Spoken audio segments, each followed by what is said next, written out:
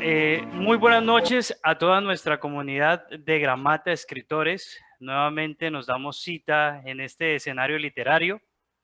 Hoy con la compañía de Gabriel Rodríguez, eh, un amigo de la casa, representante de Altazor, una comunidad literaria que hace casi nuestra misma labor.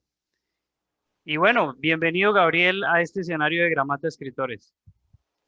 Muy complacido, Maccabi, muy contento de estar acá con ustedes, de poderles aportar algo, de que aprendamos.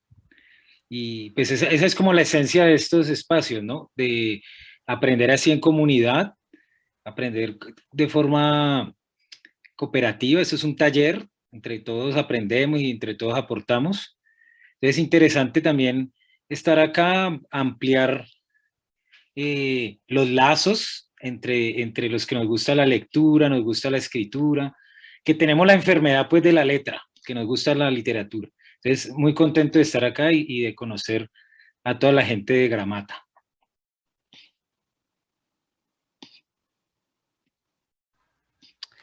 Bueno, listo, entonces entramos en materia. Hablemos sobre clichés. Bueno, yo les voy a hablar hoy ese es un tema, digamos, muy recurrente en la escritura creativa, sobre todo, pues cuando estamos empezando, se nos señala mucho eso. Entonces, yo quiero hablarles hoy del cliché, de cómo su origen, por qué se da, un origen bastante particular, es la palabra de dónde viene, eh, y también cómo remediarlo y también cómo revertirlo a la manera casi como dice Ana María Shua, que el lugar común se puede hacer como en las artes marciales que te tiran un golpe y tú usas la fuerza del oponente para contraatacarlo, ¿no? Entonces podemos usar el lugar común, que normalmente es algo que está contaminado, que tiene una connotación negativa, lo podemos usar también para crear.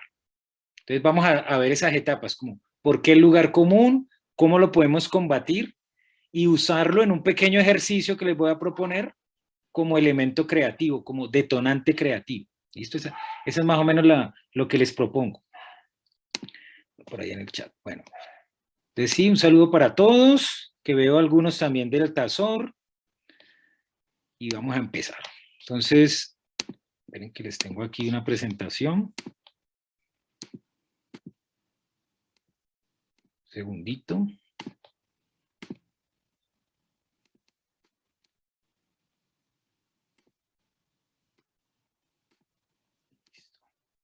Entonces, bueno, vamos a ver.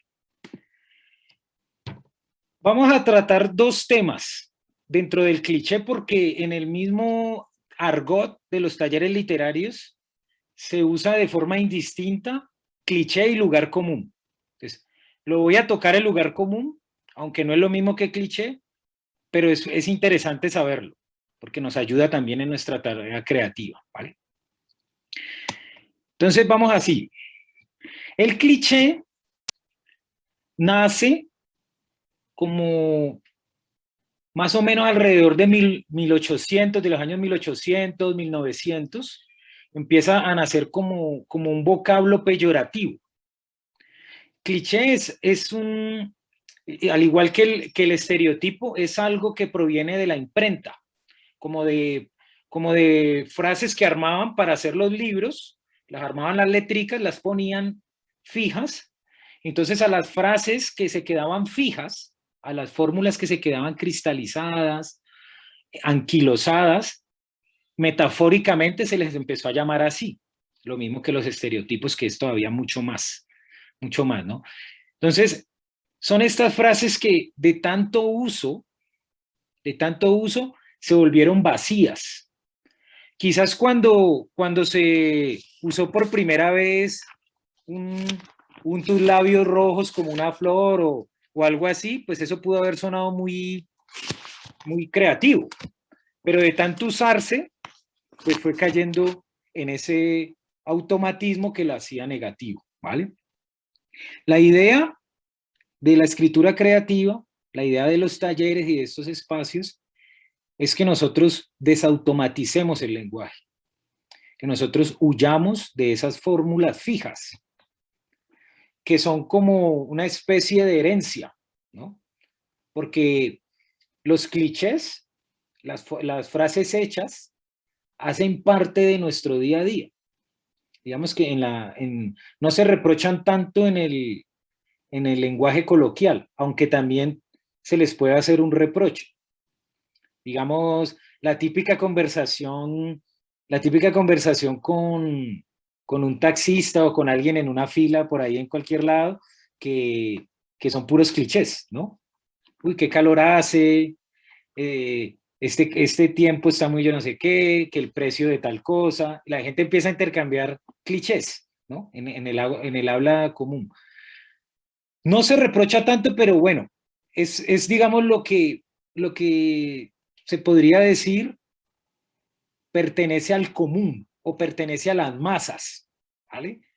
Y el escritor es un individuo que va a llevar que quiere llevar el lenguaje, que usa el lenguaje como un vehículo para expresar cosas que le inquietan, cosas que sabe que comparte con el resto de las personas, pero que no va a usar el lenguaje como todo mundo.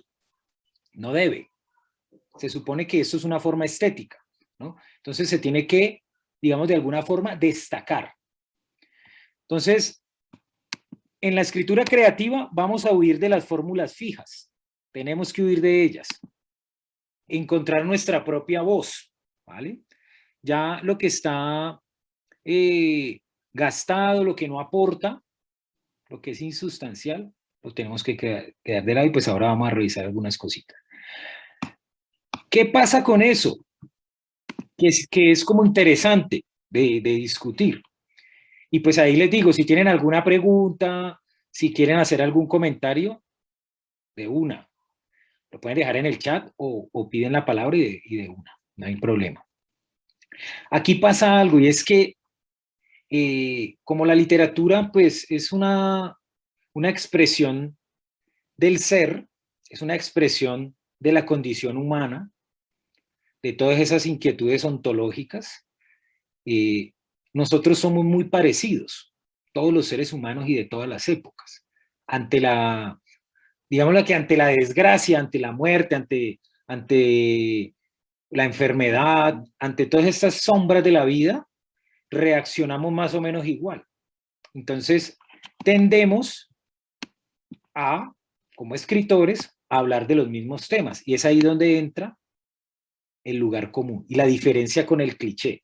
Digamos, el cliché son frases hechas, que no tienen, es esa marea humana. Miren, el cliché es el terreno de la política y del periodismo.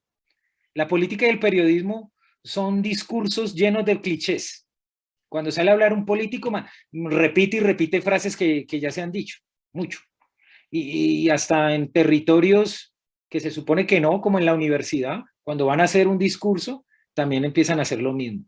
Y dicen, repiten, pues digamos, por ejemplo, la situación coyuntural. Estamos en una coyuntura de no sé qué, y eso se volvió eso ya no significa nada. Eso ya no significa nada, es un cliché. Es algo vacío de sentido. Y en estos momentos de crisis social y tal, pues abundan los lugares comunes y como los clichés, perdón, y pues no comunican nada. Entonces el discurso es vano, se vuelve trivial porque no está comunicando nada profundo, porque no hay reflexión. Entonces, como todos nos parecemos, todos tenemos las mismas cuitas y tal, aparecen los lugares comunes. Entonces los lugares comunes son, ese nombre viene de los griegos, de la retórica griega, del topoi, o de los tópicos, de los tropos, que ellos usaban, por ejemplo, en la retórica, para guiarse. Entonces, cuando tú vas a hacer un discurso, hay unos tópicos o unos lugares comunes, unos topoi, que tú puedes tocar independientemente del discurso que tú vayas a dar. Entonces, por ejemplo, ellos decían, un lugar común es ir de lo particular a lo universal. Eso es un lugar común. O hacer un contraste entre los opuestos. Entonces, tú puedes estar hablando de fútbol, puedes estar hablando de cualquier tema, que puedes acudir a esos lugares comunes retóricos para explicar algo. Eso era algo que ellos hacían, y pues maestros de la retórica. En la literatura, luego los romanos usaban los topos, los lugares comunes, como pequeñas sentencias que se volvían temas literarios. Y muchos la mayoría son famosísimos, porque muchos poetas titulaban sus poemas con esos tópicos literarios, los famosos tópicos literarios, como por ejemplo, Carpe Diem, ¿no? La de describe el paisaje hermoso, el tiempo es fugaz, el amor silvestre. Y bueno, son un montón de frases en latín que ustedes se encuentran así en internet y que los poetas usaban como ese lugar al que acudo cuando me quedo sin inspiración, por decirlo así. Y eso es un ejercicio válido. Ustedes pueden ir a los lugares comunes porque, como les digo, hacen parte de esta vida compartida, de este espíritu compartido que tenemos todos los humanos. Los humanos siempre hablamos de la fugacidad de la vida, todo nos acosa, de la vejez, del amor que se acaba, de la muerte que nos acecha. Entonces, los lugares comunes no son tan malos.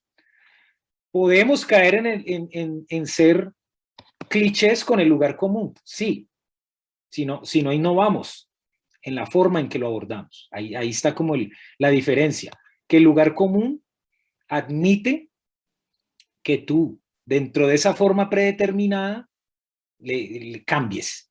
Y sucede lo mismo con las tramas, y con personajes, que, digamos, la mujer fatal, eso es un lugar común de la narrativa noir, del cine negro, de la literatura policial. Esto lo hizo Vladimir Prop, que hizo un trabajo monumental de coger un montón de leyendas populares de Europa y hacer un libro que se llama La morfología del cuento. Ese libro es interesante. Y entonces él vio que habían unos lugares comunes, que estaba, por ejemplo, el animal que ayuda al héroe en todos esos cuentos. Y eso todavía se sigue utilizando. Eso es genial. Todavía, por ejemplo, en una película que se llama Soy Leyenda. Y ahí el protagonista, que no recuerdo el nombre del personaje, pero es este actor Will Smith, tiene un perro que lo ayuda, ¿no? Y es un personaje, es un ayudante. Y en los cuentos de hadas, estos que Prop categorizó, pues es un dragón, es distintos animales que ayudan a seres fantásticos o a veces también perros o animales así comunes y corrientes, ¿no? Que hay un elemento que siempre aparece, un anillo, un libro. Entonces él fue categorizando y se volvieron lugares comunes. O el famoso trabajo también de recopilación que hizo Joseph Campbell en su libro, que ya es un clásico, El héroe de las mil caras, donde él revisa los mitos y encuentra también un patrón que él categorizó como el monomito, o que se conoce mucho en la escritura creativa como el camino del héroe. Bueno, Wilson dice, los lugares comunes con frecuencia distraen y alejan al lector de ese lugar concreto y único que se quiere narrar. Ok, sí. Digamos que tú tienes un lugar único que quieres narrar. Supongamos que te interesa, te inquieta un tema en particular y motivó es que tú escribas un poema, un cuento, lo que sea la forma literaria que cultives. Y el lugar común lo que hace es que te da, digamos, una forma para tú ir ahí, como sucede en la poesía cuando cuando tú adoptas estos poemas que ya traen una rima determinada, que ya traen una forma, una estructura determinada. Entonces, el lugar común es como la forma también. Por eso, digamos, lo del camino del héroe. Joseph Campbell dice esto. Y esto se usa mucho en la escritura audiovisual, en los guiones. Ustedes véanse cualquier película de superhéroes y van a ver esto. El héroe está en calma, él está en su normalidad, dice Campbell. Ese es el primer paso del héroe, la calma, el mundo ordinario le llama a él. Y viene el primer paso, el segundo paso es la llamada a la acción. Entonces, aparece alguien y dice, mira, tú eres el elegido. Tercer paso, el héroe dice, no, yo no soy el elegido, yo no quiero. Pero hay unas circunstancias que lo envuelven ahí, es donde aparecen los oponentes. Entonces aparece el oponente y lo mete en la batalla. Y él empieza pues a vivir el camino del héroe, luego va a encontrar unos aliados, va a tener una batalla, va a tener un triunfo, dice Joseph Campbell, luego va a tener una derrota, que es la que llaman la ballena de Jonás, como una muerte, que no es una muerte, o sea, el héroe parece que está muerto, que está acabado, renace y vence al mal, vuelve otra vez al mundo ordinario a llevar el mensaje. Si ustedes ven una película de superhéroes de Marvel, lo calcan tal cual. Y en muchas películas de acción hacen eso. Entonces, esos son lugares comunes, son una estructura que yo puedo visitar. ¿Vale? ¿Qué pasa acá? Miren, obviamente, ustedes que les encanta escribir, están buscando hacer algo original, están buscando hacer algo que valga la pena leer, ¿no? Entonces, a veces, en ese afán de innovar, en ese afán de ser originales, podemos estar cayendo sin saber en un lugar común, en un tópico, en un argumento que ya está utilizado. Entonces, la mejor arma contra el cliché y contra el lugar común es la lectura. Una lectura de la tradición, para yo poder entablar diálogos con la tradición, para yo conocerla. Pues si yo conozco lo que se ha hecho, yo puedo imitarlo, pero darle mi toque. Puedo dialogar. Bueno, es en la literatura policial, digamos, alguien que quiera cultivar ese género. En la literatura policial, el detective siempre es un tipo así, así, asá, siempre tiene un ayudante, siempre aparece esto. Voy a subvertir eso. Quiero hacer algo diferente. Pero voy a utilizar el lugar común, pero para subvertirlo, para ofrecerle al lector algo fresco, en ese mismo formato, sin salirme de ahí, ¿vale? También es importante que ustedes entiendan que cada uno de los tiempos o de las eras de la literatura ha tenido sus lugares comunes, sus interpretaciones de la realidad, sus prejuicios. Digamos, que las mujeres son la representación del demonio y que caemos en sus garras. Vamos a sucumbir ante las mujeres, ante la pasión, y que ellas, por ejemplo, no pueden cultivar el intelecto, sino que ellas son más de lo sentimental. Esos eran lugares comunes que habían en la antigüedad y que se veían reflejados en la literatura. Nosotros tenemos los nuestros. Y esos lugares de las generaciones pasadas ya se quedaron obsoletos. Ya si tú los usas, ya es un cliché. Ya no vale. Ya son fórmulas vacías, fijas. Parecido a lo que es el Ponsif, perdón. El Ponsif también viene del argot de la imprenta. Tiene que ver mucho también con estas fórmulas, sino que este es gráfico. El Ponsif es calcar, coger algo como un molde para hacer un dibujo o para calcar sobre papel transparente. Entonces, cumple la misma función que el cliché, o sea, reproducir una imagen. Y pasa también pues con los estereotipos de los personajes, ¿no? Que a veces reproducimos la rubia que es de tal forma, el personaje chistoso que es de tal forma, ¿listo? La abuelita que siempre es de tal manera. Entonces nosotros pues podemos renovar ese tipo de representaciones. Bueno, una pregunta interesante de Liana. Liana dice, los arquetipos son lugares comunes. Yo creo que se puede tomar como una especie de lugar común, pero esto es más abstracto, ¿no? Porque tiene que ver con procesos como de la personalidad, con procesos más del ser, que quieren categorizar a las personas, ¿no? Desde unos patrones de comportamiento psicológicos, ¿no? Que son muy amplios.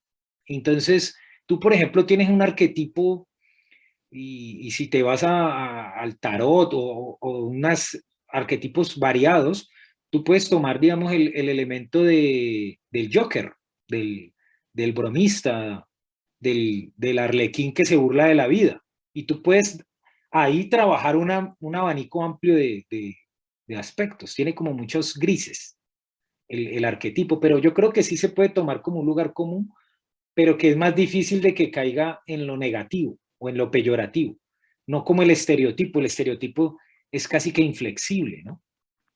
Es un prejuicio, es un prejuicio.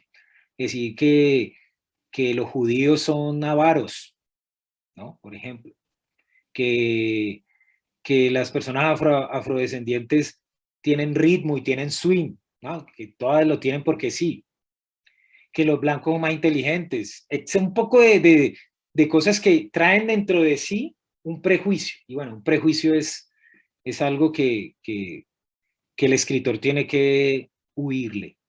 Es algo al que el escritor no puede pegarse, ¿no? El escritor tiene que tener un poco más de flexibilidad, ¿vale? Si no, el lector lo va a abandonar. Y bueno, la clave ahí es que busquemos una voz propia, ¿listo? Que haya pensamiento, porque eso trae implícito el nosotros usar un lugar común o usar un cliché. Es que no estamos pensando por nosotros mismos, estamos utilizando lo que todo el mundo dice. Entonces, pensamiento crítico, o sea, pensar la escritura, y es lo que les digo que sucede con el periodismo y con la política, ¿no? Que replicamos lo que escuchamos por ahí, no lo pensamos, no pasamos por un filtro, y entonces solo repetimos y repetimos, y cuando la persona me pregunta, bueno, ¿y por qué piensas eso? No sé. ¿Qué es esto? No sé. Lo dijo el otro y ya está. Y un ejemplo muy gráfico es el periodismo deportivo, el periodismo de fútbol, ¿no? Que empiezan a utilizar unas expresiones o, o se vuelve popular una forma de decir algo, digamos en Argentina o en España o en otros países, como que los narradores dicen, ay, mira que está narrando así y empiezan a decir lo mismo. Entonces, digamos, estos narradores de fútbol de Colombia dicen unas frases y unas frases re vacías, desproporcionadas, ¿no? Porque y hay otra cosa, otro lazo que se puede hacer con el cliché, y es que el cliché proviene de las figuras retóricas, casi todas son figuras retóricas, como la hipérbole, la metáfora, ¿no? Entonces, sí, exacto, los poetas del balón, ¿no? Entonces dicen hay una que me exaspera, y es cuando dicen que un narrador aquí colombiano que dice que la pelota se desbordó. ¿Cómo así?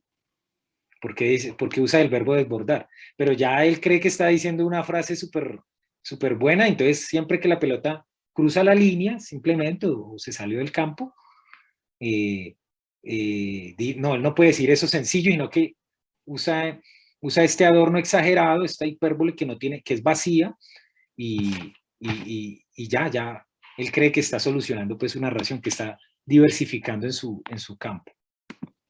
Entonces, ojo con eso, ¿vale? Entonces, si tienen preguntas hasta aquí, aquí los veo. Que no he visto que entra nueva gente. Ah, Viviana, saludito. Daniela, Felipe. Ya saben, cualquier duda, me dicen. Bueno, entonces, ya como para prepararme a hacer un ejercicio, nosotros podemos acudir a la tradición, podemos acudir a los lugares comunes, incluso a los clichés y renovarlos. ¿Por qué? Porque en la literatura siempre hay vasos comunicantes, siempre hay como una especie de hilo conductor.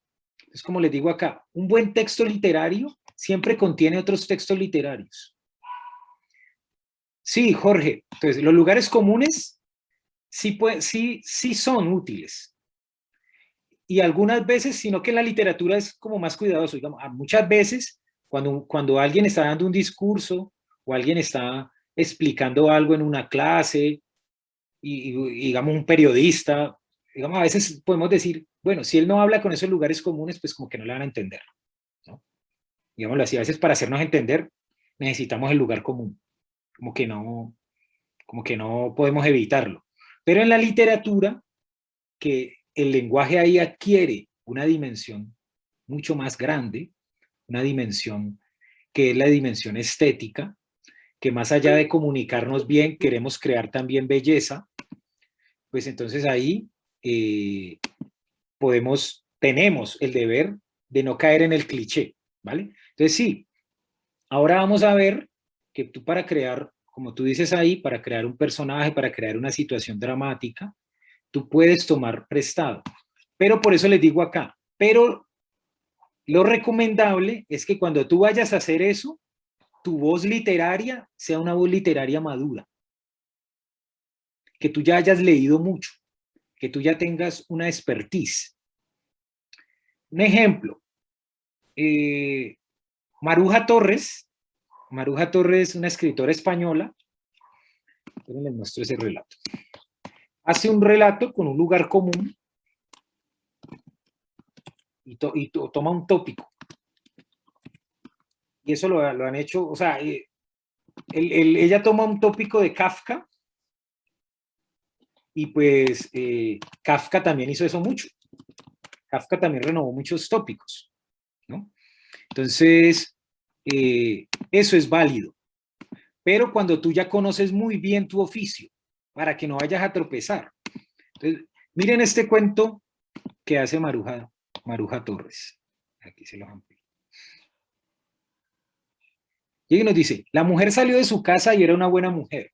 Lo había sido durante toda su vida. Ese día, sin embargo, una fría determinación le roía las entrañas mientras avanzaba, el bolso bien sujeto, camino del lugar donde iban a producirse los hechos. Por momentos sentía que le temblaban las piernas, pero si su cuerpo flaqueaba, su mente no se permitía vacilar. Pensó en sus hijos, pensó en su marido, honrado y trabajador, feliz con su fútbol, su tele y su chándal para ir al campo los fines de semana. Pensó en el equipo necesario para las vacaciones, tan inminentes ya. Más decidida que nunca, atravesó la puerta de los grandes almacenes. El aire procedente del acondicionador le heló la nuca y serpenteó por un momento entre sus muslos, y esa fue la última sensación humana que iba a experimentar en varias horas. ¡Rebajas!, rugió. Y Maruja aquí lo que va a mostrar, ese cuento se llama La Metamorfosis, y es una persona que va sufriendo una metamorfosis, como Kafka, porque quiere ir a las rebajas de un almacén, y pues se pone como una fiera, como un lobo, peleando por la blusa que está más rebajada, peleando con la otra que quiere quitarle una prenda. Entonces, ahí esta escritora está tomando un tópico de Kafka y lo está renovando, y eso lo han hecho muchos escritores también, ¿no? Pero tienes que tener la expertise porque no te van a decir, tú estás copiando, ¿no? Y por ejemplo, Borges, que es un maestro también de eso, que Borges y Cortázar tomaban mitos tomaban mitos que ya estaban.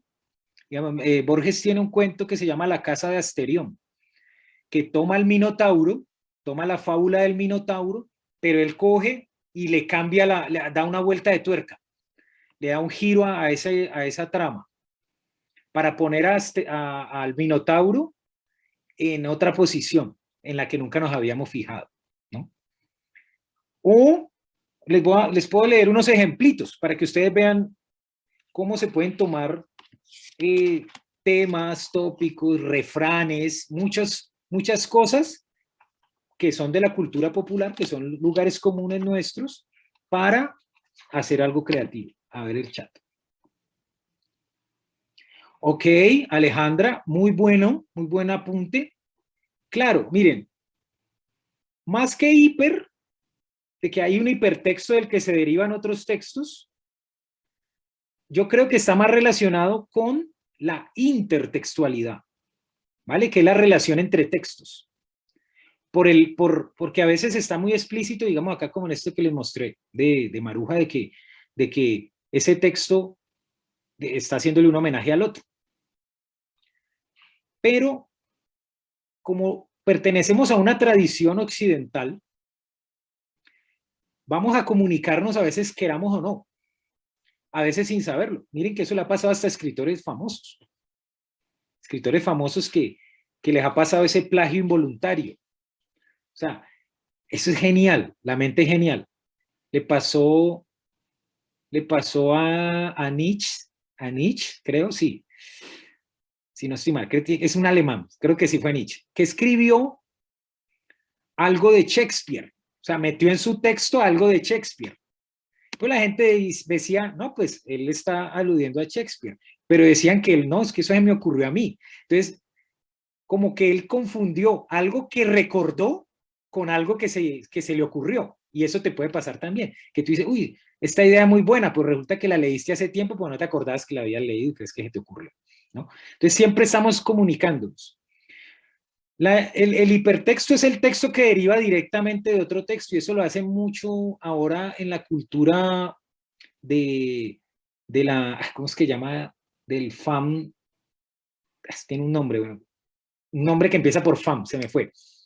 Que la gente coge y dice, bueno, nos gustó mucho Dragon Ball, somos fanáticos de Dragon Ball. Entonces, por ahí vi una persona que hizo una saga, es un fanático, donde el planeta de los Saiyajines no fue destruido por Freezer. Y se inventó ahí unos episodios, eso, fanfiction. Se inventó ahí unos episodios, entonces ese es un hipertexto del original Dragon Ball. Y hay gente que le encanta eso, que es feliz viendo más esos cómics que son derivados que los hacen los fans, que los que hacen los originales, ¿no? O consumen ambos. Entonces, el ejemplo que yo voy, al terreno que yo los quiero, para que ustedes reflexionen, los quiero llevar, tiene que ver cómo tú tratas algunos temas. Entonces, miren este relato de un escritor colombiano de microrrelato que se llama Guillermo Bustamante. Dice, comprensibilidad se llama. Dice, y díjole Yahvé a Noé, hazte un arca de maderas resinosas, divídela en compartimientos y calafatéala con pez por dentro. Noé no entendió nada. Temía preguntarle al Señor, pues como no ostentaba muy buen genio, podía repetirle la misma frase con doble signo de admiración. Optó por ir al diccionario. Allí encontró que arca es cofre. Eso lo alentó. Debía ser un cofre de maderas resinosas para meter allí todos los animales. Raro, pero comprensible. Ahora bien, ¿qué es resinoso? ¿Que tiene o destila resina? Buscó resina, sustancia sólida o de consistencia pastosa, insoluble en agua, soluble en alcohol y aceites esenciales y capaz de arder. Las resinas son duras, fusibles, quebradizas, amorfas, de factura concoida y malas conductoras de calor y de electricidad. Se originan por oxidación o polimerización de terpenos. Ahora no solo no sabía que eran maderas resinosas, sino que estaba ante un enjambre de palabras igualmente desconocidas. fusible, concoidea, polimerización, terpenos. Aunque desesperado, Noé se empeñó en aprender, perdón, fue a cada una de esas palabras, pero el panorama de la claridad se alejaba cada vez más, empujado por docenas de expresiones nuevas, por conexiones desconocidas para él. Todavía le faltaba entender la expresión calafateala, aunque de pez, él sí sabía que se trataba de un animal acuático, del cual no estaba obligado a escoger para meter el arca. Entonces miren esta ironía que hace Guillermo Bustamante de un episodio que es conocido por todos, que es el arca de Noé, renovándolo con un recurso sencillo, y es que Dios, y con algo que también está en la cultura y que es un cliché. Miren, el tema religioso tiene muchísimos clichés, porque de eso se trata a veces el pensamiento que quiere llegar a muchas personas, ¿no? Entonces, por ejemplo, la gente dice, el tiempo de Dios es perfecto, y tú dices, bueno, explícame eso, ¿qué quiere decir? Pues que el tiempo de Dios es perfecto, ¿no? O que, y es una solución a muchas cosas, ¿no? A no pensar algunas cosas, ¿no? Entonces dicen, el lenguaje de Dios es misterioso. Entonces yo creo que Guillermo Bustamante cogió esa sentencia y dijo, el lenguaje de Dios tiene su forma misteriosa. Entonces puso a Dios a hablarle así a Noé, a ese Yahvé, a hablarle complicado, con palabras complicadas, y genera pues esta microficción. Entonces ustedes pueden tomar una frase hecha o un lugar común de nuestra cultura o un lugar común de la literatura y crear algo. Por ejemplo, hay muchos talleres que han hecho y han publicado eso. Yo he visto que cogen, por ejemplo, Caperucita y hacen un montón de caperucitas diferentes, las ponen en otros escenarios, ponen que el leñador tal cosa, que el lobo acá y allá, le cambian todo y hasta hacen antologías por ejemplo, de Caperucita, de Cenicienta, o cogen cuentos que ya son muy famosos en la tradición, como por ejemplo coger a Edgar Allan Poe y tomar el gato negro de Edgar Allan Poe y hagan sus versiones del gato negro de Edgar Allan Poe. Yancey Morales dice, podríamos confundir una manera o tema que usamos siempre en nuestro modo de escribir como un estilo y ser presa de un cliché. Muy buena pregunta, Yancey. Miren, Baudelaire, que odiaba, Baudelaire fue de los que cogió, porque cliché es una palabra francesa. Y lo mismo esta otra que, ya se las pongo acá. Esta que les puse acá. Baudelaire, que era bastante odioso, ¿no? Fue de los que popularizó esa, y Flaubert también. Esto de Poncif, Baudelaire tiene un texto donde habla de esto, ¿no? Porque él era crítico de arte también. Él odiaba la fotografía, la detestaba. Decía que la fotografía no era un arte, que eso era como esto, era un Poncif, que era copiar y que ahí no había nada de creatividad. Y pues miren que eso se pudo subvertir, ese pensamiento. Y la fotografía ahora goza de un prestigio artístico. Pero cuando nació decía, no, eso no tiene, el que toma una foto, eso no es un botón, eso no tiene ninguna de estas. Entonces, Baudelaire, que odiaba el cliché, odiaba eso, dijo una frase que te responde eso. Él dijo, el poncif o el cliché son abominables, pero los grandes escritores, los genios, podemos crear clichés. O sea, porque el cliché nació primero, digamos, la rosa roja o los dientes de marfil. El primero que lo dijo, los demás dijeron, oh, qué gran metáfora. Y la empezaron a copiar y se volvió un cliché. Entonces él dice, pero los genios pueden crear clichés. Crean una metáfora que los demás se la empiezan a copiar y la vuelven cliché. Entonces, tiene esa toque de genialidad en tu pregunta. O sea, si tú tienes un estilo muy marcado de algo, lo haces muy tuyo, se puede volver un cliché, pero para otros, pero tú lo iniciaste, ¿no? Ejemplo, aquí en la ciudad de Cali, que Andrés Caicedo escribió su novela que iba a la música y algunos cuentos en caleño, ¿no? En caleño de los años 70. Español ahí, con algunos modismos caleños, incluso escrito con la ortografía caleña, algunas palabras. Y pues ahora muchos escritores de Cali, cuando van a escribir un cuento, lo escriben como si fuera Andrés Caicedo, poniendo las mismas palabras que incluso ya ni siquiera se usan. Pero ese es el estilo de Andrés Caicedo y mucha gente se lo copia. O García Márquez, si nos quedamos en la literatura colombiana, que mucha gente copia su estilo exuberante. O Borges, que es copiado hasta la saciedad. Gente que quiere hacer las conjeturas borgianas. Entonces, pero eso es malo para los que lo copian, pero no es malo para el autor que lo origina. ¿Vale? Entonces tiene eso. Miren, la Biblia, ¿no? Está en la mitos que ustedes pueden renovar, o por ejemplo, los cuentos populares o grandes personajes. Entonces aquí Gema Pellicer dice, Caperucita de los bosques, cuando al final de la tarde se quede dormida y la respiración vaya compasándose poco a poco a las emociones del sueño, descubrirá que tiene una hija pequeña, un perro feroz y un agujero en mitad de la cara, rosado y oscuro como boca de lobo. Mientras su madre la persigue incansable con el cuento de que el seguro le cubre todos los desperfectos. Entonces, es una renovación de lo de Caperucita, ¿vale? O, aquí por acá tengo otro de los refranes, ¿no? Este de Agustín Monreal dice, la montaña vino a Mahoma y lo aplastó, por supuesto. Que ahí este microrrelato intenta pues apelar al humor de coger eso.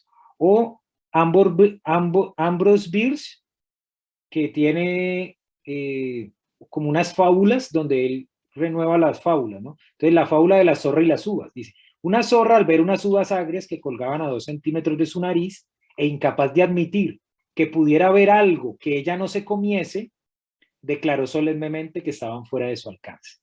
Entonces él coge la fábula, la fábula es diferente. La fábula dice que la zorra, como no podía comerse algo, decía que no me gusta, ¿no? Y aquí dice no, como las uvas estaban feas, para que no dijeran que la zorra siempre quiere comer todo, dijo, no, están fuera de mi alcance. Entonces él le da un toque diferente a la fábula. O Kafka, que hace Sancho Panza, dice la verdad sobre Sancho Panza, dice, Sancho Panza, que por lo demás nunca se jactó de ello, logró con el correr de los años, mediante la composición de una cantidad de novelas de caballería y de bandoleros en horas del atardecer y de la noche, apartar a tal punto, decía su demonio, al que luego dio el nombre de Don Quijote, que éste se lanzó irrefrenablemente a las más locas aventuras, las cuales, empero, por falta de un objeto predeterminado y que precisamente hubiese debido ser Sancho Panza, no hicieron daño a nadie. Sancho Panza, hombre libre, siguió impasible, quizá en razón de un cierto sentido de la responsabilidad, a Don Quijote en sus andanzas, alcanzando con ello un grande y útil esparcimiento hasta su fin. Entonces ahí él le da esa vuelta de tuerca a Sancho. Wilson pregunta, ¿es posible con un adecuado control de la escritura usar el lugar común como recurso creativo dándole una resignificación? Sí, sí. Entonces, pero lo único es que tengamos una voz madura. Porque es que resulta que eso ya lo ha hecho también mucha gente que coge los clichés y los renueva. Entonces, tenemos que leer bien la tradición para poder dar esa vuelta de tuerca. Tenemos que entrenar nuestra mirada para encontrar el matiz. Esto en los talleres de escritura de Altazor, yo siempre les hago énfasis en esta palabra. El matiz es como un flash, como un clic que tú le haces a la realidad que observas como escritor. Estás viendo algo y dices, mira, se te viene como la epifanía, como, esto podría ser un poema, esto podría ser un cuento. Si yo hago esto y esto y esto, o esto que dijo mi amigo, o esto que pasó acá, podría ser susceptible de llevarse a la literatura. Tener una inteligencia sentimental para poder darle vuelta a las cosas, para no caer en el cliché, cuando vamos a hablar de un sentimiento, o una inteligencia poética, que sepamos leer el mundo, mirar el mundo. O sea, la inteligencia poética es una forma de asumir lo real, de ver esto que les digo acá, de interpretar nuestros momentos, de interpretar nuestros prejuicios. Por ejemplo, que alguien usando el cliché diga, bueno, vamos a interpretar en un cuento, en un poema, esto del lenguaje inclusivo y problematizarlo en una ficción, ¿no? Que esa sería una de las cosas que como sociedad estamos viviendo. Y un poeta lo podría mirar y hacer algo creativo con eso. Entonces, tengan en cuenta que siempre va a pasar esto, lo que decía ahora la compañera Yancey, ¿vale? Siempre nuestra obra se va a comunicar con otras obras, incluso aunque nosotros no sepamos. Lo hacemos pensando que fue una idea originalísima y viene un lector y dice, ah, se parece a tal cuento, a tal, y tú ni siquiera lo has leído. Le ha pasado a mucha gente. Entonces, porque todos somos humanos, repito, que precisamente ayer que estábamos hablando de lo de la música en el espacio que tuvimos ayer para los de Altazor, un espacio que hicimos de música y literatura, que yo les hablaba de eso, que el ser humano tiene el alma humana, no un alma cada uno individual, sino que todos compartimos un alma humana, porque todos sentimos lo mismo ante las circunstancias, con variaciones, ¿no? Pero por eso es que es posible el arte, porque tú te sientes identificado con una persona que escribió algo hace 1000 años y sientes que te está diciendo algo todavía, porque compartimos un alma. Exacto. Alejandra dice, se relaciona con las estructuras mentales. Exacto. Y con estos arquetipos, ¿no? Entonces aquí, Wilson, un poco tu inquietud. A ver si aquí podemos resolverla para que escribamos algo, ¿vale? Entonces, ¿qué necesita un texto para vencer o hacer, como les digo en las artes marciales, este acto de que yo uso la fuerza del oponente para coger lo que tiene lugar común de fuerte, lo que tiene lugar común y el cliché de fuerte es que los entiende todo mundo. Entonces ahí estamos jugando con el saber del lector. No vamos a tener que explicarle cosas, que es lo que hacen estas ficciones y el ejercicio que les voy a proponer es de lo mismo, de microficción. Que cogen y dicen, como ya todo el mundo sabe quién es Jonás, como ya todo el mundo sabe quién es el Quijote, saben quién es Caperucita, quién fue Hércules, tal, me ahorro un montón de explicaciones para poder hacer la ficción mini. Entonces parto del conocimiento del lector. El lugar común me da eso. Lo mismo el refrán, la fábula. Todo el mundo la sabe, entonces me ahorro muchas cosas. Entonces vamos a utilizar la fuerza del lugar común y de la frase hecha para crear. Pero hay unas cosas que todo texto debe tener, ¿vale? Que las tengan en cuenta a la hora de crear, de construir el texto, ¿vale? Que es algo muy, muy importante. Primero, la sinceridad. ¿De dónde parte lo que yo voy a escribir? ¿De dónde parte, por ejemplo, la inquietud por determinado tema? ¿Vale? Tengo esta inquietud por este tema, y vale, listo. ¿Por qué? Entonces, tiene que venir desde mi concepción. De pronto hay otras y también son válidas. Se los digo desde cómo yo asumo la escritura creativa y cómo asumo yo cuando yo escribo.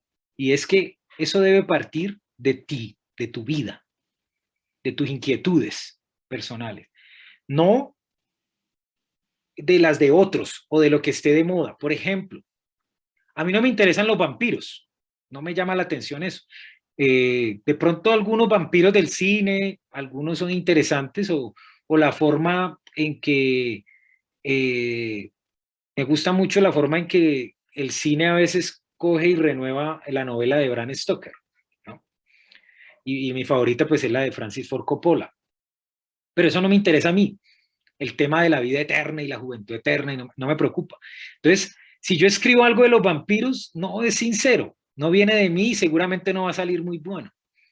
O lo voy a llevar a mi terreno, a mis inquietudes y eso se va a desvirtuar y ¿no? A ver, miremos el chat. Juan Manuel, bueno, ahí, ok, listo. Espérenme. Juan Carlos dice, como el cine gringo con los estereotipos. Exacto. Cine gringo, en el épico, la épica gringa. Esperen que alguien tiene el micrófono. Tiene el micrófono activado y se retorna. El cine gringo dice, tiene un estereotipo y es que ellos son los salvadores del mundo. Eso es algo que no se mueve casi de las películas. Entonces, a tu pregunta que, Juan Manuel, que me dices, ¿cuál es la diferencia entre estereotipo? ¿Vale? Estereotipo es una palabra, es una metáfora, ¿vale? Estereotipo viene de la imprenta. Son unas cadenas de letras que se ponían juntas y formaban ahí palabras. La imprenta antigua, entonces con eso cogían y hacían unas planchas y iban publicando los libros. Entonces alguien utilizó eso como para referirse a frases que se dicen siempre. Digamos, si yo te digo dientes blancos como, lo primero que se te va a ocurrir es o marfil o perlas. Son frases que están ya metidas en la mente, están anquilosadas, cristalizadas. Entonces, ese es el estereotipo. Y se usa en sociología y en otras disciplinas también para decir cosas sobre ciertos grupos humanos, ¿no? Entonces, el estereotipo que yo decía ahora de que todos los judíos son avaros, de que los indígenas son perezosos, de que los negros son, les decía, que solo quieren la diversión, que no les gusta trabajar, que solo quieren bailar. Esos son estereotipos y casi siempre son peyorativos, ¿vale? Que las mujeres no controlan sus emociones, entonces por eso no pueden ser políticos, no pueden ser directores de nada porque no controlan sus emociones, ¿vale? Siempre con algo peyorativo. Y que no se puede mover, se supone, ¿no? Y es curioso porque la humanidad va avanzando, derrumba algunos estereotipos, pero surgen inmediatamente otros. Es como una manera de pensar que tenemos. Por eso es muy importante el pensamiento crítico. Muy, muy importante. Para no tragar entero, para no tragarnos esos estereotipos enteros, ni los que vienen nuevos, ni los que estaban antes, ¿no? Y el arquetipo tiene que ver, como decía ahora una compañera que me ayudó ahora que estábamos hablando un poco de eso, que era como esto de las estructuras mentales o de cosas que tienen que ver con la psicología, ¿no? Entonces los arquetipos tienen que ver más con las maneras de ser, ¿vale? Entonces por eso se dice que, digamos, los signos zodiacales, el tarot, muchas de estas artes así de ocultas, por decirlo de alguna manera, se vuelven arquetipos del ser y se usan mucho, mucho, mucho en la escritura creativa, sobre todo en la escritura televisiva, en la escritura de series, en esta audiovisual a veces cogen un tarot para configurar los personajes y bueno, a este le vamos a dar esta forma de ser, a este esta otra, porque las cartas traen eso. Son juegos que se buscan para poder darle dinamismo a la creación de los personajes. Yansei pregunta, recurrir a las apologías para lograr el interés lector por medio del morbo o la violencia es un cliché. A ver, digamos que la apología está en el terreno, digámoslo así, del prejuicio, ¿no? Claro, tú puedes generar una polémica. Véase Fernando Vallejo, que dice, nomás en el título de su último libro, ¿no? Memorias de un hijo de puta. O cuando hizo lo de la puta de Babilonia, que es, ese inicio es abrumador, ¿no? Que empieza a decir un montón de insultos de todo tipo y un poco de epítetos a la Iglesia Católica. ¿Con el ánimo de qué? pues, de que la gente lea su libro también. Aunque él tiene esa convicción, ese ateísmo practicante y a veces un poco loco, ¿no?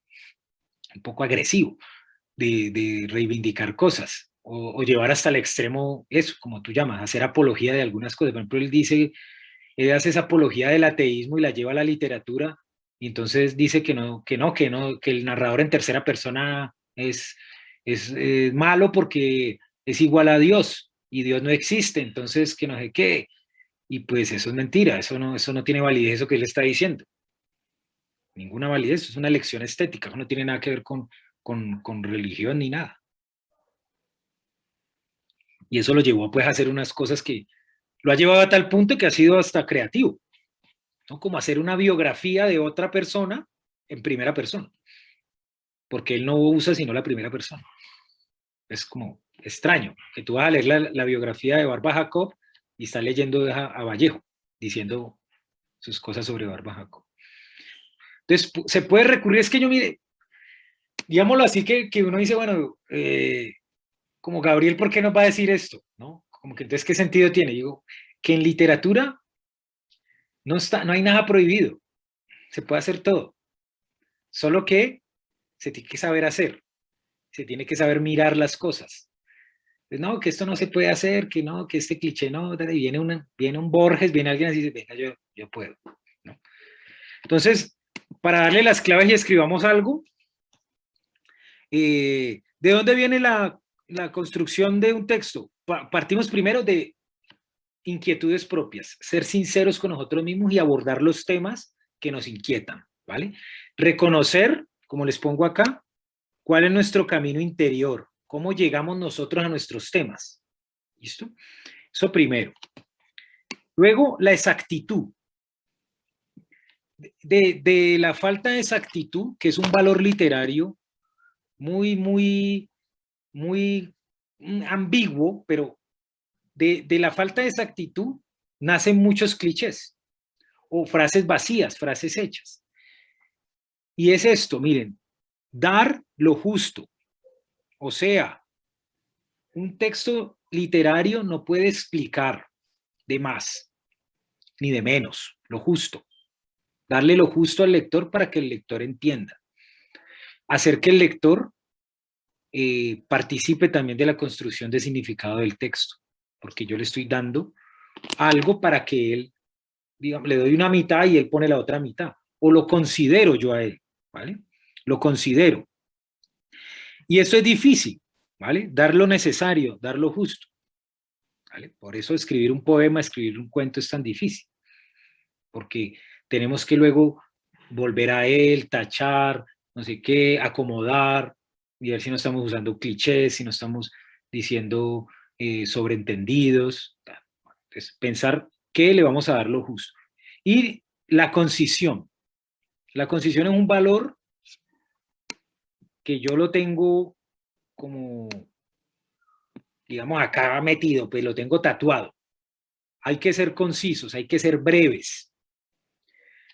Hacerle la vida no más fácil al lector, porque eso es usar lugares comunes y así, lo que a veces también creen que los niños no son capaces de tener complejidad y escriben literatura infantil llena de clichés y de lugares comunes, sino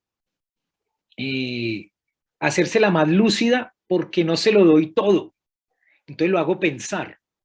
Entonces tomen la brevedad como algo que Joan Margarit, el poeta catalán, dice que para él la poesía es como un edificio, ¿no? Tú construyes un edificio y él dice que esto él no lo tomó de la escritura, sino de un maestro que él tuvo que era arquitecto, ¿no? Un maestro en la universidad, arquitecto, que le dijo, en la arquitectura es así, o sea, un edificio, si tiene de más, se cae. Si no le pones las columnas que son, o sea, si le pones de menos, se cae.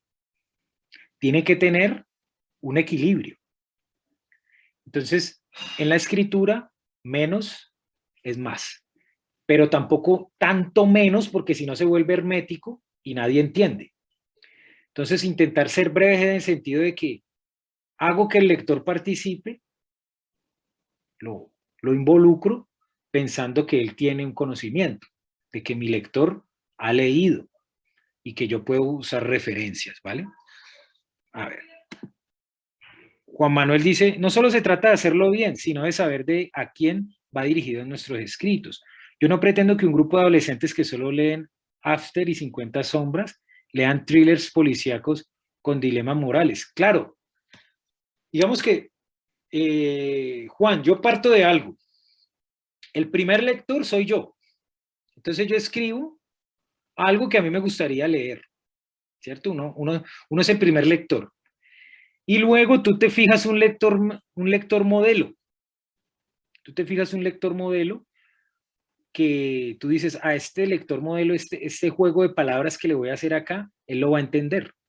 O él va a tener el goce de la dificultad del thriller policíaco, de mantener la atención, de saber qué, de hacer especulaciones, o le va a gustar la novela polifónica y filosófica de Milán Kundera. Entonces yo voy a hacer reflexiones, voy a hacer esto. Entonces uno tiene que tener en cuenta eso. Pero el acto creativo, yo soy el responsable. Y si tú escribes el thriller policíaco o el thriller psicológico y nadie lo entiende o nadie lo disfruta, el primer culpable eres tú, no los lectores que no te entienden. Entonces, por eso les digo que todo parte de nosotros. Y yo pongo estos tres valores por encima de muchos, ¿vale? Y le hacemos la vida más lúcida al lector. Entonces, siendo esto, les voy a proponer un pequeño ejercicio, ¿vale? Para que veamos a ver cómo fluye todo esto que se habló hoy. Bueno, entonces, es el siguiente. Van a escribir un micro relato, 10 líneas, ¿vale? Máximo, si se hacen 5, 7, ¿vale? Está bien.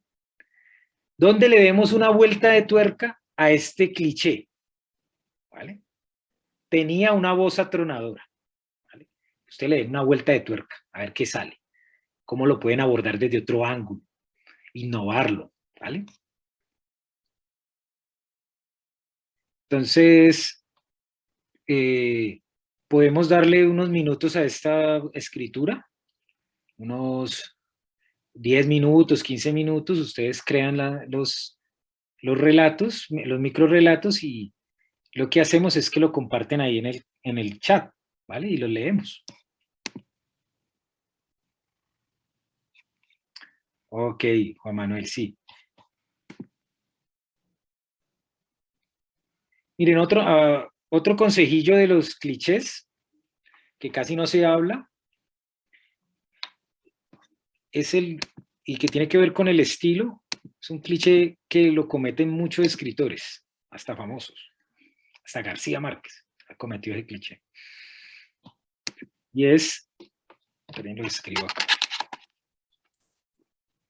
el de los diálogos. Tengan mucho cuidado con las acotaciones del narrador. Porque este tenía una voz atronadora, a veces te dicen,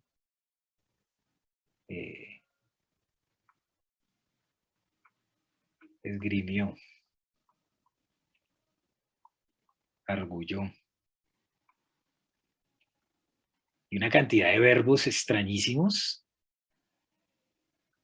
Elucubró. Es que fulanito dijo yo no sé qué, y el narrador dice,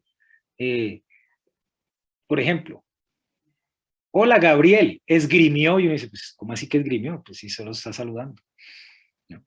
Como que a veces en la escritura, los escritores se ponen esas taras y dicen, no puedo repetir la misma palabra.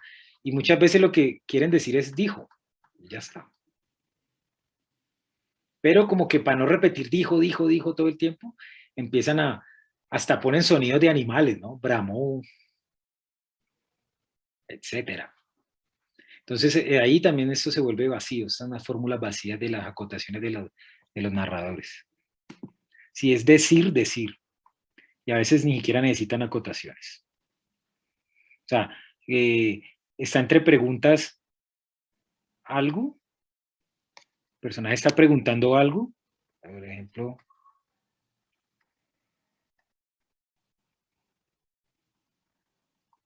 y el narrador dice, preguntó. Y uno pues, obvio, ¿no? Está entre preguntas. Esto no es necesario. Entonces ahí también se da el cliché. Entonces, bueno, 10 minuticos, ¿vale? Para que escriban el microrelato y ahora compartimos. Lo van compartiendo ahí en el chat.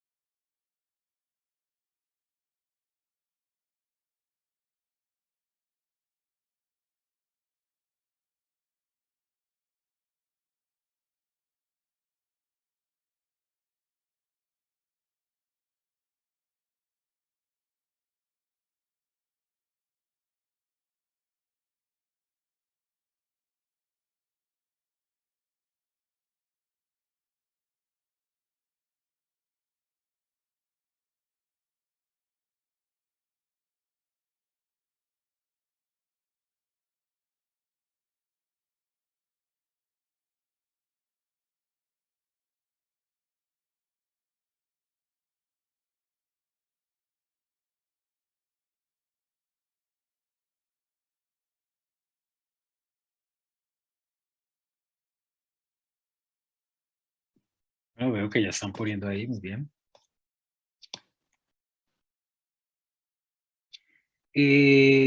María Cristina, esta clase como está siendo grabada, después se comparte en las redes sociales del grupo Gramata Escritores, ¿vale? En el canal de YouTube de ellos y en las redes. Entonces, en breve, me imagino, en lo más breve, en la brevedad posible, se les comparte, bueno, para que los sigan también a ellos en sus redes y todo eso. ¿Cómo se llama, Gabriel? Se los pongo acá.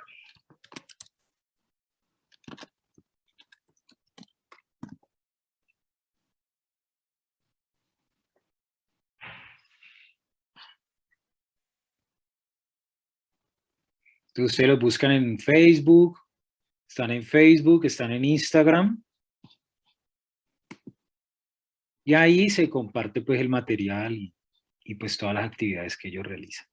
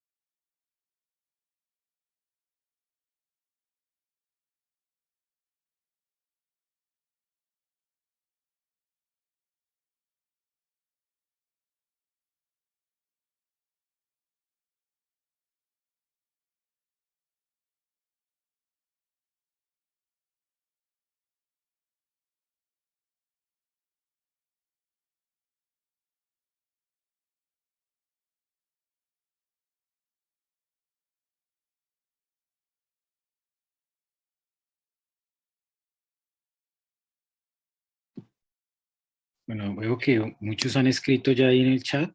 Creo que podemos irlo leyendo. Ok.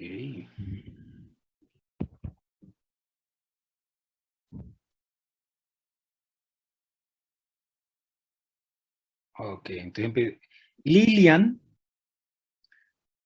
Constantino dice, su voz explota en sus oídos. La guerra impuso su estruendo al caer el sol. Muerte. Ah, pero Lilian, lo que entiendo es que se te fue, o sea, que lo estás construyendo. Aquí abajo está, así.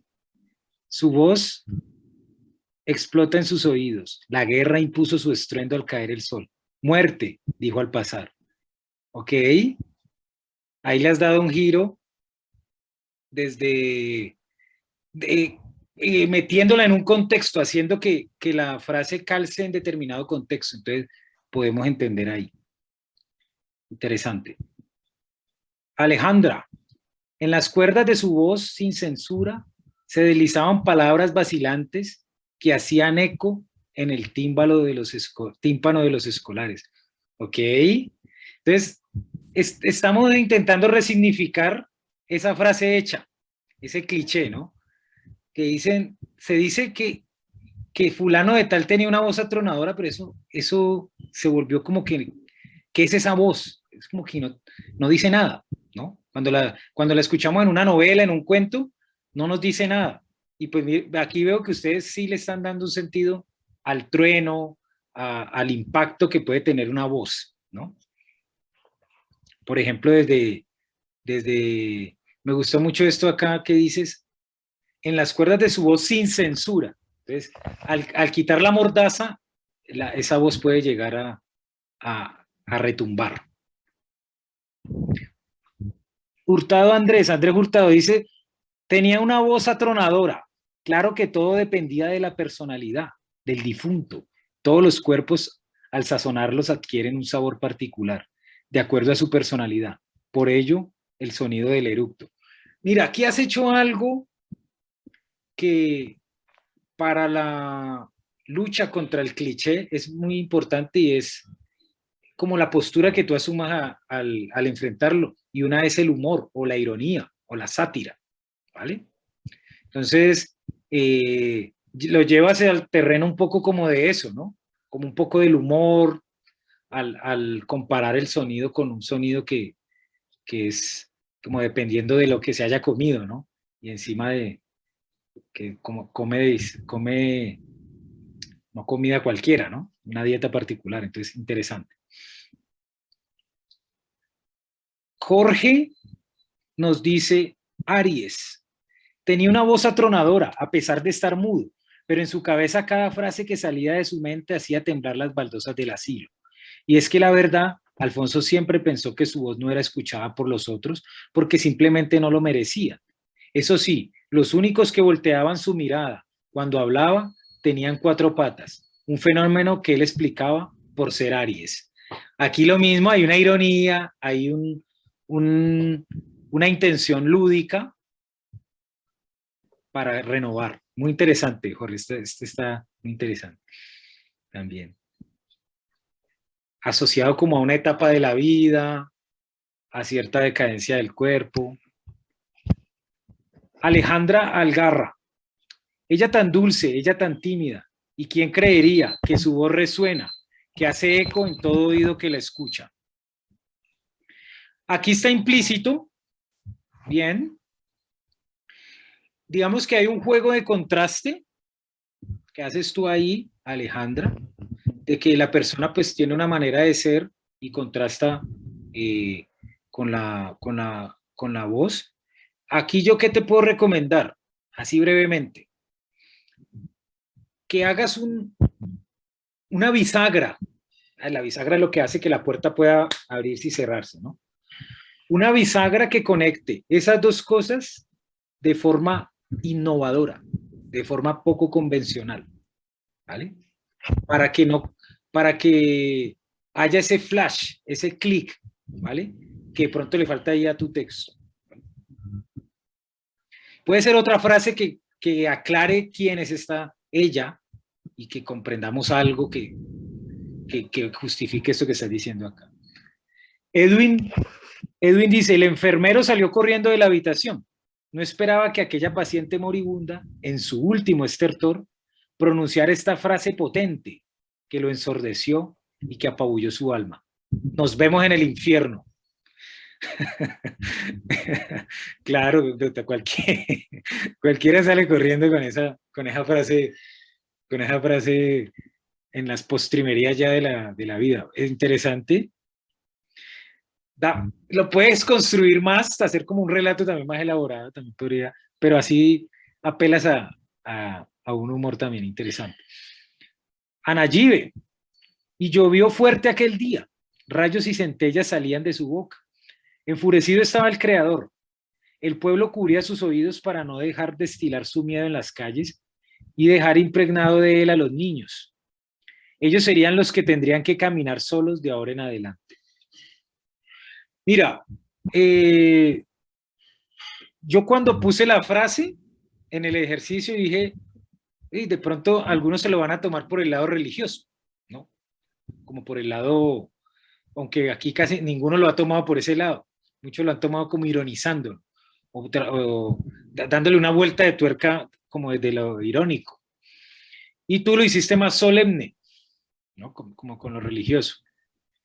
Se presta, podríamos hacer incluso una metáfora con el cielo, porque de ahí viene eso, y hacer ahí también algo fuera de lo normal, una anomalía, ¿no? Como lo que hemos hablado en algunas ocasiones en los talleres en Altazor, ¿no? De esto de lo fantástico a propósito de lo que estamos haciendo en estos talleres. Macabit, eran casi las 2 de la madrugada cuando Anita sintió un primer ruido que la hizo ponerse en alerta. Esa era la primera noche que pasaba sola en aquel viejo hotel que tanto había temido visitar y que ahora, por la muerte de su abuelo, era menester que lo habitara. Sigilosamente se levantó, introdujo los pies en sus chanclas y con ayuda de un velón abrió la puerta de la única habitación que estaba medio habitable. Todo era silencio y desolación, cuando de isofacto algo la hizo gritar. Desde el fondo de un largo pasillo alguien la llamaba. Tenía un vozarrón retumbante que le tumbó al suelo. Rodó las escaleras y fue la última llamada que Anita recibió desde la tierra y que ahora la conducía por el inframundo. Mira, como una variante de lo de Edwin, pero tú sí le diste la atmósfera de terror, o sea, una atmósfera más lúgubre, ¿no? En el que esta voz atronadora puede significar algo. Miren que acá lo que pasa con el cliché es esto, que nosotros le demos una significación en el relato, que no lo digamos por decir. Entonces, que había un mar de gente. ¿Por qué? Porque vas a usar un cuento donde va a pasar algo líquido, vaya, ahí tendría sentido.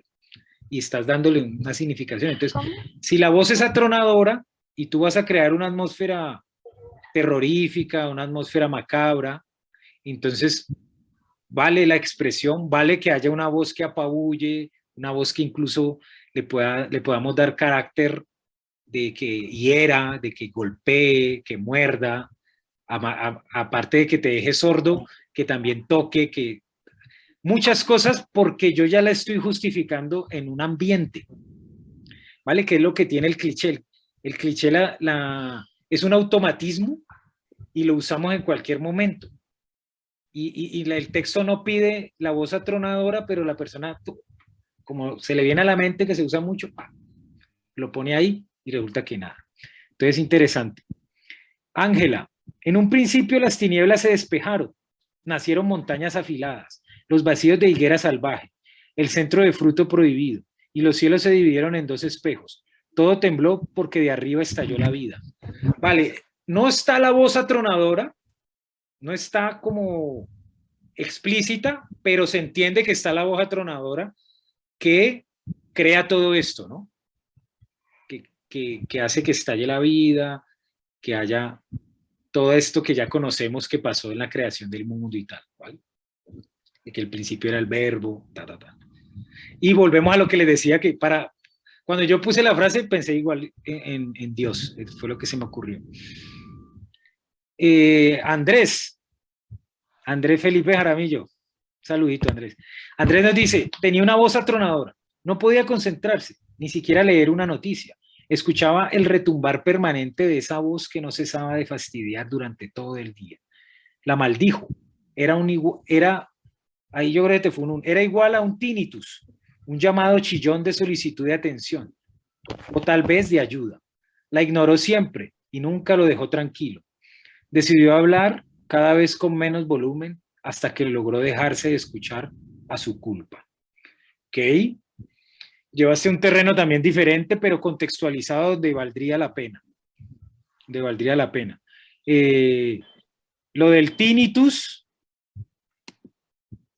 interesante, la asociación. Una persona igual a un tinnitus. Por ejemplo, yo que tengo tinnitus, una persona igual a un tinnitus es una persona insoportable. Es alguien... Entonces, esa comparación que haces ahí me pareció muy, muy diciente. Yansei, mientras obligaba a los indígenas a surcar la tierra bajo la abundante lluvia, igual que el eco de los truenos en la sierra, su voz de capataz se apagó cuando uno de ellos partió en dos el árbol en el que se resguardaba.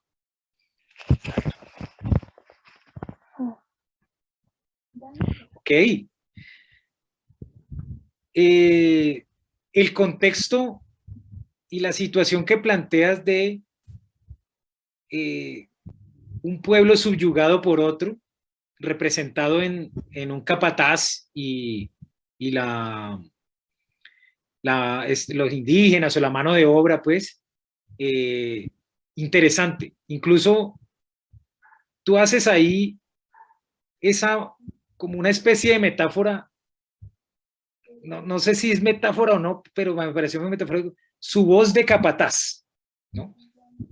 De una se nos viene a la mente esa voz que no necesariamente tiene que ser una voz gritada, pero que es una voz que, exacto, que tú dices, es como un látigo, ¿no?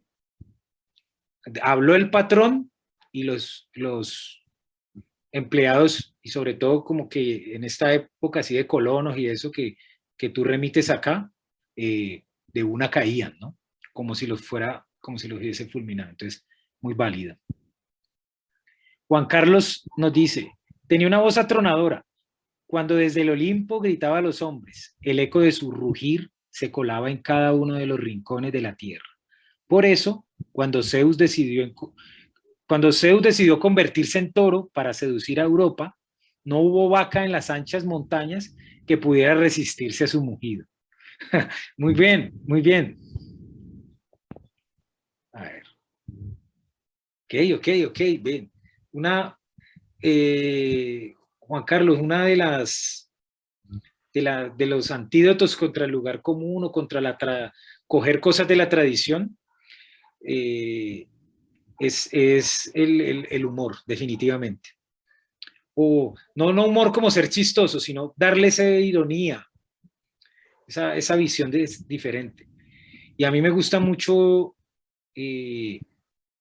los mitos usarlos para purgar cosas como lugares comunes o para dar visiones renovadas de las cosas, son geniales. Es una narrativa que no se agota. Juan Manuel, con un tono arrollador y fulminante, dejó en claro de que él no iba a acceder a los términos de rendición.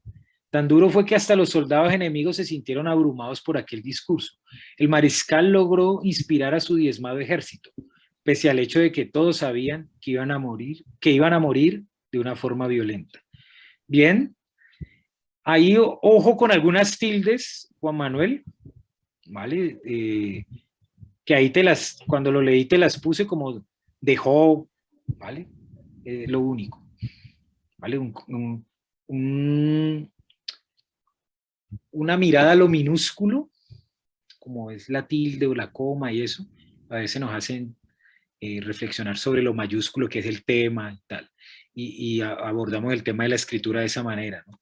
Como el espacio donde todo cuenta, todo, desde lo minúsculo, que puede parecer un punto, una coma, pero mal puesta te jode. Te jode un cuento, te jode un argumento. Entonces, esas tildes y en cuanto al cliché de la voz atronadora, en el ejército es algo que se pasa mucho. Una sugerencia, ¿qué tal llevarlo al extremo, a una hipérbole extrema, de que con la voz pasara algo en el campo de batalla o que la voz atronadora ya estaba matando a los soldados antes de mandarlos al campo de batalla, algo así exagerado? Charles. Bueno, voy a leer hasta un par más, ¿listo? Porque ya se nos acaba el tiempo. Charles dice, cansado, agotado del mundo y de cada uno de ellos, decidí demostrarlo con grito, uno que atravesara el tiempo y el espacio. Pero, ¿cómo? Me pregunté. Me ha sido imposible emitir sonido alguno desde mi nacimiento. Tomé la botella de vidrio. Esperen que hay alguien que tiene el micrófono. Okay. Desde mi nacimiento, tomé la botella de vidrio entre mis labios y con fuerza expulsé algo dentro de ella. La tapé con rapidez y la observé, y aún seguía vacía. La dejé fermentar por años en un lugar oscuro. Al abrirla, salió aquello resonante y estridente que se ocultó en mi alma. Vale, Charlie, igual las tildes, ¿vale? Y lo mismo, lo que yo acá decía ahora de la brevedad, ese cómo, me pregunté, si tú lo complementas con algo más, puede ser justificada. Pero yo creo que así sin decir que te pregunté, es válido. O sea, si tú quitas eso, el texto se sostiene. Y eso es algo que es uno de los principios de la brevedad. Que si tú cuando quitas algo de un texto, ese texto todavía sigue funcionando, es que no lo necesitaba. Si puede funcionar sin eso, es que, le quité estas frases y no se entiende ya o cambió el significado totalmente de algo que tú no querías decir. Se malinterpreta, entonces es que eso es esencial en el texto, ¿vale? Acá entiendo que el grito quedó guardado como en un frasco. Ok, sí. Y con fuerza expulsé algo dentro, ¿vale? Daniela, la niña grita de nuevo y una voz emerge de la alcantarilla. Nadie sabía que debajo de la ciudad había más ruido que en las calles manoseadas de Manizales. Pero este sonido es ante ella, perdón, pero este sonido es ante ella, ahí se te fue un S, ante ella indistinguible. Pero este sonido ante ella es indistinguible. No tiene geografía. La niña esparce sus ojos sobre el suelo y uno de sus pies comienza a decaer por la ranura. Ok, aquí la voz es casi más que atronadora, digamos así, es como sísmica, remueve algo y incluso abre esa grieta en la realidad, ¿no? Que puede llevarse a la niña. Me gusta ahí, Daniela, lo que dices, aunque se te fuese pero pero este sonido es ante ella indistinguible, no tiene geografía, me parece que es una imagen bastante interesante ahí, ¿vale? Bueno, y lo mezclas con la mirada, interesante. Y Sarai, y bueno, y aquí paramos. La explosión de su voz en agonía marcó el fin de una vida, en un pacífico adiós, y exclamando un suave suspiro, se desvaneció. ¿Le puedes dar una significación, Sarai? Sarai, ¿cierto? Partiendo también de una premisa, me viene a la mente una idea que te puede ayudar si quieres desarrollar un texto con esto, de que se dice que nosotros somos las palabras que hablamos, que somos las historias que nos configuran, como dice Eduardo Galeano, que somos las historias que estamos hechos de historias, básicamente dice Galeano. Entonces, cuando nuestra voz sale así como tú dices, en un grito o en algo así, como que ya no somos más, ¿no? Puedes explotar ese tópico. Bueno, muchas gracias por su atención, por su disposición, por las preguntas. Muchas gracias a Maccabi por la invitación, también a Nayibe.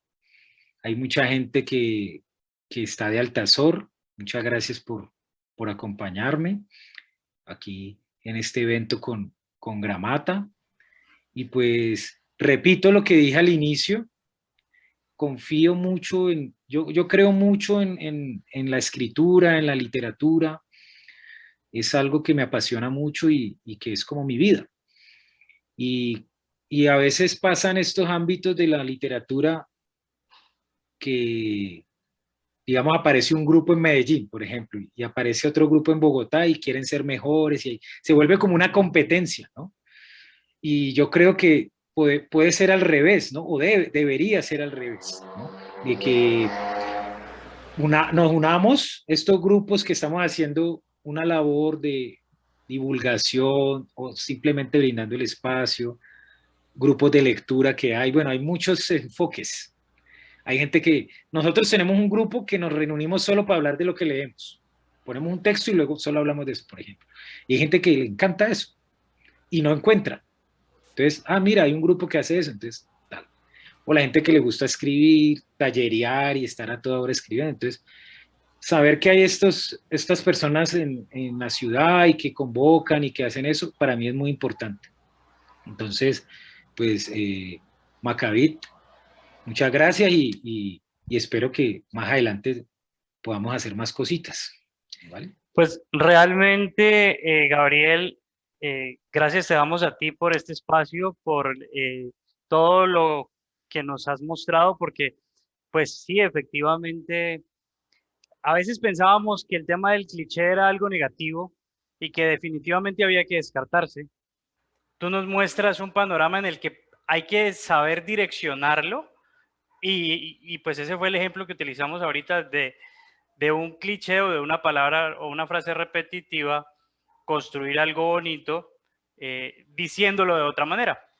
Entonces, te agradecemos mucho desde Gramata por esta oportunidad. Agradecemos a los chicos de Altazor también que se han dado cita para participar con nosotros en este espacio. Agradecer a nuestros chicos de Gramata por la disposición. Y como tú dices, realmente el objetivo de este tipo de alianzas es eso, es sumar entre todos, es ayudar a crecer el conocimiento de cada uno de nosotros y siento que esto nos hace más grandes como comunidad literaria. Muchísimas gracias, hombre, y de corazón esperamos seguir participando con ustedes y seguir haciendo cositas entre los dos y que podamos retroalimentarnos. Yo hablo mucho y a veces no dejo hablar. No sé si alguien quiere decir algo, o si tiene una pregunta que le quedó, ¿vale? A ver, Gabriel y el otro señor de Gramata, muchas gracias por la invitación, por hacernos parte de esto. Estuvo genial la clase. De mi parte, pues no pude estar todo el tiempo, pero por eso quiero verla luego despacio. Muchas gracias y muy interesante. Y que sigan adelante con este granito de arena que ustedes están haciendo con su trabajo, porque ese espacio ayuda a que mejoremos y que estos jóvenes, que yo sé que hay mucha gente joven ahí, se motivan por la escritura, nos motivamos para ver la vida de manera diferente y ese es un aporte que le hacemos a la cultura. Entonces, muchas gracias por la invitación. Mucho gusto, María Cristina.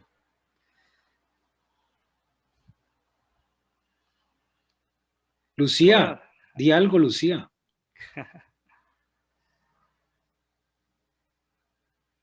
Entonces, si de pronto los chicos de Gramata también quieren decir algo. Ana Gibe, por ejemplo, que fue prácticamente la autora de esta gran unión con Altazor.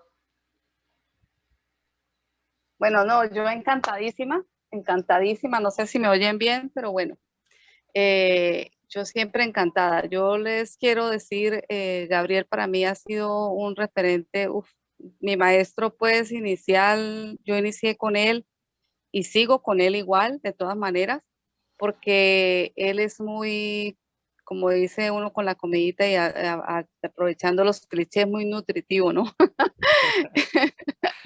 No, a mí, yo muy agradecida de verdad y verlo acá, que nos esté dando un taller ahí en Gramata es súper motivador para todo esto. Y lo que decía María Cristina, sí es verdad, es un aporte, un gran aporte, estas clases de alianzas y estas clases de eventos son los que entran de verdad toda la sociedad.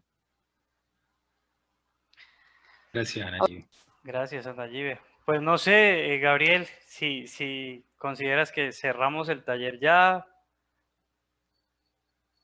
Listo, pues de todos modos les agradecemos mucho por haber participado, por haberse dado esta cita con Gramata, escritores, y pues nos vemos en una próxima oportunidad. Que estén muy bien. Muchas gracias, que estén muy bien. Un abrazo para todos. Nos vemos. Gracias, que descansen. Feliz noche. Gracias. Chao.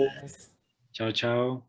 Gracias. Gracias. No, voy a Abrazo cerrar. para todos, Gracias a todos. muchísimas gracias. Un abrazo, un abrazo. Gracias.